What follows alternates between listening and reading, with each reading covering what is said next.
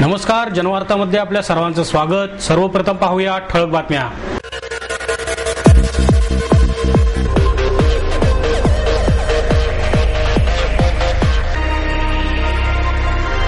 शहर काँग्रेस अध्यक्ष अभय छाजेड यांच्या कुटुंबियांवर माथेफिरूकडून हल्ला। नागपंचमीच्या काळात सर्पांवर होणारे अत्याचार थांबवण्यासाठी शहरातील सर्पमित्र सज्ज। डॉक्टर सागर देशपांडे लिखित बेल भंडारा या शिवशाहीर बाबासाहेब पुरंदरे यांच्या चरित्र ग्रंथाचे डॉक्टर रघुनाथ माशेलकर यांच्या हस्ते प्रकाशन। एडेलवाइज हाऊसिंग फायनान्स लिमिटेडचे पुण्यातून आर्थिक वर्ष 2015 पर्यंत 1000 कोटी रुपयांच्या कर्ज बुकिंगचं लक्ष्य। शहर काँग्रेस अध्यक्ष अभय छाजेड यांच्या कुटुंबियांवर एका माथेफिरूंनी चाकूने हल्ला केला। अभय छाजेड यांच्या घराबाहेरील मंदिरातून त्यांची वहिनी पूजा करून बाहेर येत असताना त्यांच्या उजव्या हातावर अंकित छाजेड या माथेफिरू युवकाने चाकूने हल्ला केला। हा युवक डेक्कन जवळील पर्सिस्टंट कंपनीत नोकरीस होता। तो मूळचा राजस्थान येथील आहे। त्याने हल्ला केल्यावर निर्मला छाजेड या जोरात ओरडल्या। त्यांचा आवाज ऐकून पुजारी मंदिरातून बाहेर आले। या पुजाऱ्यांवरही या युवकाने हल्ला केला। या दोघांचा आवाज ऐकून अभय छाजेड यांचे वडील भाऊसाहेब छाजेड हे बाहेर आले। ते बाहेर आल्या आल्या या युवकाने छाजेड यांच्या वडिलांवरही चाकूने हल्ला केला। त्यांच्या आरडाओरडीचा आवाज ऐकून आजूबाजूचे नागरिक जमा झाले आणि त्यांनी या माथेफिरू युवकाला पकडले आणि पोलिसांच्या ताब्यात दिले। यावेळी पोलीस उपायुक्त ज्ञानेश्वर फडतरे म्हणाले, अंकित छाजेड हा कॉम्प्युटर इंजिनियर असून तो पर्सिस्टंट कंपनीत नोकरीस होता, परंतु 1 ते 1.5 महिन्यांपूर्वी त्याने ही नोकरी सोडली। याचा ताण आल्याने तो छाजेड यांच्या घरी पुढे काय करू हे विचारण्यासाठी 1 ते 2 वेळा आला होता, परंतु तो अभय छाजेड यांच्या नात्यातला नसून फक्त आडनाव बंधू आहे। या हल्ल्याची आम्ही सविस्तर चौकशी करीत आहोत असेही त्यांनी यावेळी सांगितले। दरम्यानच्या काळात त्यांचा जे असणारा कुत्रा त्या ठिकाणी त्याच्यावरती त्याने एक स्टॅब केलेला आहे, एक चाकू मारलेला आहे कुत्र्यावरती सुद्धा। प्राथमिक माहिती घेतली असता हा मुलगा ग्रॅज्युएट झालेला आहे, इंजिनियर ग्रॅज्युएट आहे। कॉम्प्युटरमध्ये त्यांनी BE केलेला आहे आणि पर्सिस्टंट कंपनी जी आहे डेक्कनला त्याच्यामध्ये नोकरीला होता। पर्सिस्टंट कंपनी याच्यामध्ये त्यांनी 1-1.5 वर्ष नोकरी केली आणि गेली 1-1.5 महिन्यापासून त्याला नोकरीला तिथून काढलेलं आहे किंवा नोकरी त्याने सोडलेली आहे आणि त्यानंतर तो घरीच आहे अशी माहिती आहे। बेसिकली तो राहणारा मूळचं फॅमिली राजस्थानची आहे ती माहिती तो सांगतो, परंतु बरेच काळ त्याचे वडील बाहेर राहिलेले आहेत राजस्थानपासून। सध्या ते वापी या ठिकाणी राहतात अशी माहिती मिळते। प्लस वडील त्याचे 1-1.5 वर्षापूर्वी पुण्यातही राहिलेले होते। या मुलाने नवी मुंबई या ठिकाणी काही ठिकाणी नोकरी केलेल्याची माहिती मिळते। एकंदरीत तो डिप्रेशनमध्ये असल्याचं, फ्रस्ट्रेशन असलेल्याचं दिसून येत आहे। प्राथमिक जी त्याची चौकशी केली, माहिती घेतली असता हा साधारण घटनेचा क्रम आणि घटना घडलेली आहे। सविस्तरपणे आणखीन त्याच्याकडे जाऊन माहिती आपण घेतो आहे आणि तपास पुढं सध्या चालू आहे। सदरचं जे ठिकाण जे आहे ते कोथरूड पोलीस स्टेशनच्या हद्दीमध्ये एरिया येतो। हा जो आरोपी आहे याच्यामधला अंकित, त्याची आणि यांची ओळख आहे। पूर्वी तो येऊन गेलेला आहे 1-2दा अशी माहिती आहे। नोकरी सोडली किंवा हे झालं त्याच्या संदर्भात तो मला वाटते यांच्याकडून ॲडवाईसही घेत होता, काही त्याला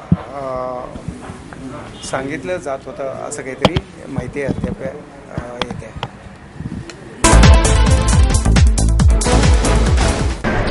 नागपंचमीच्या काळात सर्पांवर होणारे अत्याचार थांबवण्यासाठी शहरातील सर्पमित्र सज्ज झाले आहेत। कृषी संस्कृती असलेल्या महाराष्ट्रात शेतकऱ्यांचा मित्र मानला जाणाऱ्या साप नागांची पूजा केली जाते।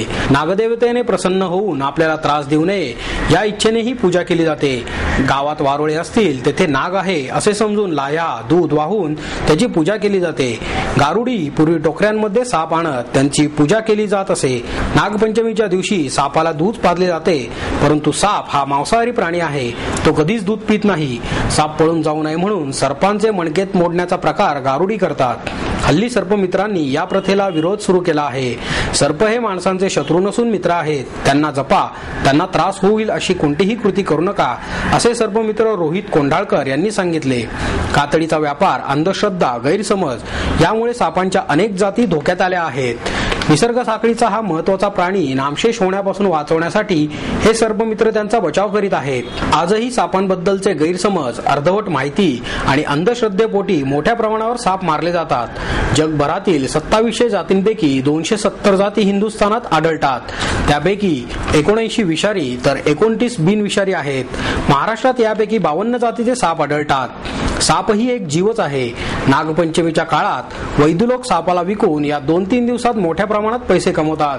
असा या सापांचा बचाव करण्यासाठी सर्पमित्र वेगवेगळ्या ठिकाणी थांबून सापांना वाचवण्याचे काम करत असतात. हे सर्पमित्र फोन येताच हातातील कामे टाकून म्हणेल त्या ठिकाणी स्वखर्चाने जातात आणि सर्पाला पकडून त्याच्यावर उपचार करून त्याच्या राहण्याच्या ठिकाणी म्हणजेच सर्प उद्यानामध्ये सोडत असतात. या सर्पमित्रांच्या समूहाने 7 लव चौकातील मीरा सोसायटी आणि रास्ता पेठेतून 2 महिलांना सापांसह रंगेहात पकडले. त्यावेळी या सर्पमित्रांनी त्यांना साप आमच्या ताब्यात दा म्हणून सांगितले, परंतु या महिलांनी सर्पमित्रांवर दगडफेक करून पळून जाण्याचा प्रयत्न केला. पण या सर्पमित्रांनी त्या महिलांना पकडून फॉरेस्ट डिपार्टमेंटच्या ताब्यात दिले, अशी माहिती सर्पमित्र रोहित कोंढाळकर यांनी दिली. ही कार्यवाही कात्रज सर्प उद्यान कर्मचारी अरविंद साळवे, सौरभ चांदोलकर, रश्मी बेहळे, प्रथमेश गवी अशा 150 ते 200 सर्पमित्रांनी केली. सर्प महाविद्यालयातील प्राध्यापक सुभाष खंडागळे आणि प्राध्यापक प्रवीण रणसुरे यांना निलंबित केल्याच्या विरोधार्थ मागासवर्गीय आणि बहुजन शिक्षक शिक्षकेतर कर्मचारी संघटनेच्या वतीने चक्री उपोषण सुरू करण्यात आले आहे. हे चक्री उपोषण जिल्हाधिकारी कार्यालयासमोर गेले 10 दिवस सुरू आहे. या उपोषणास प्राचार्य मना कांबळे, प्राचार्य गौतम बेंगाळे, प्राचार्य हर्ष गायकवाड, प्राचार्य डॉक्टर SS गाडेकर, प्राध्यापक किरण खाजेकर, प्राध्यापक सतीश भोसले, प्राध्यापक दिलीप लोखंडे यांच्यासह अनेक शिक्षकेतर कर्मचारी उपस्थित आहेत. 22 जून रोजी सर्प महाविद्यालयात डॉक्टर खंडागळे आणि प्राध्यापक रणसुरे या मागासवर्गीय प्राध्यापकांच्या कार्यालयावर काही सवर्ण शिक्षक आणि शिक्षकेतर कर्मचाऱ्यांनी हल्ला चढवला. तसेच 23 जून रोजी प्राध्यापक खंडागळे आणि प्राध्यापक रणसुरे यांना पत्रव्यवहार स्वीकारला नाही आणि फोनवर प्राचार्य डॉक्टर दिलीप शेठ यांना ओंगळ शब्द उच्चारले असे खोटे आणि बिनबुडाचे आरोप करून निलंबित केले. शिक्षण प्रसारक मंडळीची ही कृती भेदभाव करणारी आहे, शिवाय कायदा आणि नियमांचे उल्लंघन करणारी असून उघडपणे जातीयवादाचे समर्थन करणारी आहे, असे या उपोषणास बसलेल्या शिक्षक शिक्षकेतर कर्मचाऱ्यांचा आरोप आहे. डॉक्टर सागर देशपांडे लिखित बेलभंडारा या शिवशाहीर बाबासाहेब पुरंदरे यांच्यावरील चरित्र ग्रंथाचे डॉक्टर रघुनाथ माशेलकर यांच्या हस्ते प्रकाशन करण्यात आले. यावेळी ज्येष्ठ संगणक तज्ज्ञ डॉक्टर विजय भटकर, ज्येष्ठ समाजशास्त्रज्ञ डॉक्टर शरदचंद्र गोखले, रयत शिक्षण संस्थेचे रावसाहेब शिंदे, दैनिक बेळगाव तरुण भारतचे संपादक किरण ठाकूर, ज्येष्ठ सराफी व्यावसायिक दाजी काका गाडगीळ, अविनाश धर्माधिकारी, स्मिता देशपांडे आदी मान्यवर उपस्थित होते. वयाचे 90वे वर्ष लागले, पण आजही काहीतरी करायची इच्छा आहे, असे सांगत बाबासाहेबांनी सिंधुदुर्ग किल्ल्यावर शिवाजी महाराजांविषयी प्रेक्षणीय आणि अभ्यासपूर्ण प्रकल्प साकारण्याचे तसेच जाणता राजा या महानाट्याचे प्रयोग जगातील विविध देशांमध्ये करण्याचे जाहीर केले. पुढे बोलताना पुरंदरे म्हणाले, शिवचरित्राचा अभ्यास सोपा नाही, ते मी लिहीन असे कधीच वाटले नव्हते, पण कुणीतरी शिवचरित्र लिहावे आणि ते सर्वांपर्यंत पोहोचवावे अशी इच्छा होती. आमच्या घराण्याचे गुरुजी वासुदेव कवी यांनी त्यासाठी आग्रह केला. लेखन सुरू करण्यापूर्वी आळंदीला जाऊन माऊलींचा आशीर्वाद घेतला. भविष्यातील योजनांबाबत ते म्हणाले की सिंधुदुर्ग किल्ल्यात प्रेक्षणीय आणि अभ्यासपूर्ण प्रकल्प राबवण्याचे नियोजन आहे. तो प्रकल्प नेमका काय असेल हे अजून ठरलेले नाही, मात्र येत्या काही दिवसातच त्याची आखणी होईल. बाबासाहेबांविषयी डॉक्टर माशेलकर म्हणाले, माशाला पोहण्याची ऐट सांगावी लागत नाही, त्याचप्रमाणे बाबासाहेबांना शिवशक्तीचा टिळा लावावा लागत नाही. त्यांच्या संपूर्ण आयुष्यात शिवभक्ती आहे. डॉक्टर भटकर म्हणाले की बाबासाहेबांचे शिवचरित्र जगातील सर्व भाषांमध्ये भाषांतरित व्हावे. धर्माधिकारी म्हणाले की शिवाजी महाराज ही अपुरी क्रांती आहे, ती अजूनही सुरू आहे. ही क्रांती आपल्याला पूर्ण करायची आहे. शिंदे म्हणाले की बाबासाहेब इतिहास शोधायला गेले आणि स्वतःच एक इतिहास झाले आहेत. एडेलवाइज हाऊसिंग फायनान्स लिमिटेडचे पुण्यातून आर्थिक वर्ष 2015 पर्यंत 1000 कोटी रुपयांच्या कर्ज बुकिंगचे लक्ष्य ठरवण्यात आले आहे, अशी माहिती एडेलवाइज ग्रुपच्या रिटेल फायनान्सचे प्रमुख श्री अनिल कोठुरी यांनी पत्रकार परिषदेत दिली. भारताचा अग्रगण्य आर्थिक सेवा उपक्रम तसेच एडेलवाइज ग्रुपची हाऊसिंग फायनान्स शाखा असलेल्या एडेलवाइज हाऊसिंग फायनान्स लिमिटेडने पुण्यामध्ये कारभार सुरू केला. याविषयी अधिक माहिती देताना कोठुरी म्हणाले, सध्या मुंबई, दिल्ली आणि बेंगलोर येथे कार्यरत असलेल्या EHFLने आता पुण्यामध्ये प्रवेश केला आहे. कंपनीने गेल्या काही वर्षांपासून रिअल इस्टेट विभागामध्ये महत्त्वपूर्ण उपस्थिती दर्शवली आणि हिचा मोठ्या प्रमाणावर विकासही झाला. गेल्या काही वर्षांपासून पुणे हे IT आणि BPO संबंधित उद्योगांकरिता नवीन मुक्काम म्हणून नावारूपाला आले आहे. शहरातील कारभाराच्या आरंभामुळे रिअल इस्टेट विकासाकरिता हे महत्त्वपूर्ण पाऊल आहे.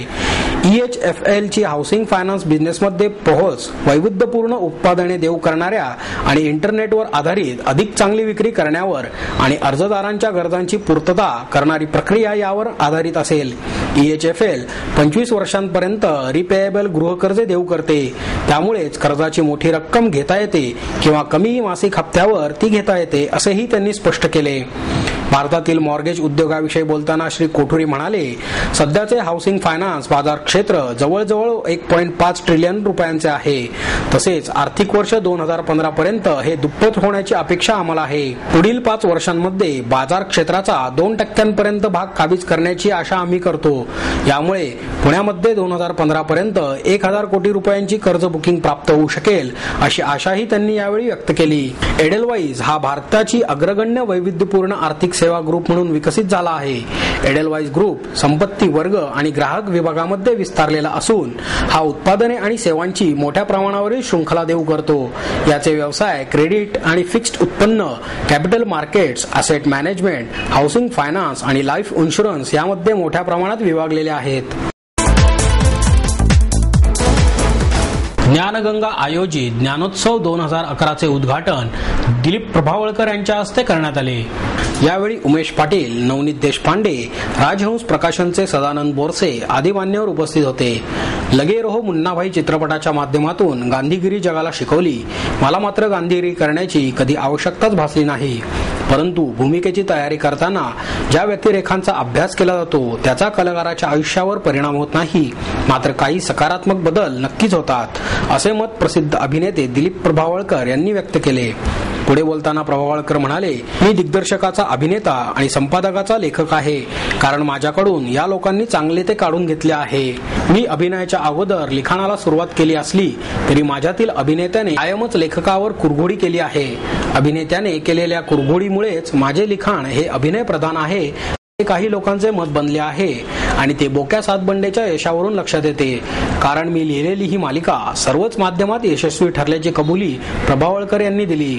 अभिनय इतरांसाठी आणि लेखन स्वतःसाठी असे अनेकांचे असते, मात्र माझे लिखाण नेहमीच इतरांसाठी राहिले आहे, कारण ते लेखन माझ्यातील अभिनेत्याने लिहून घेतले आहे.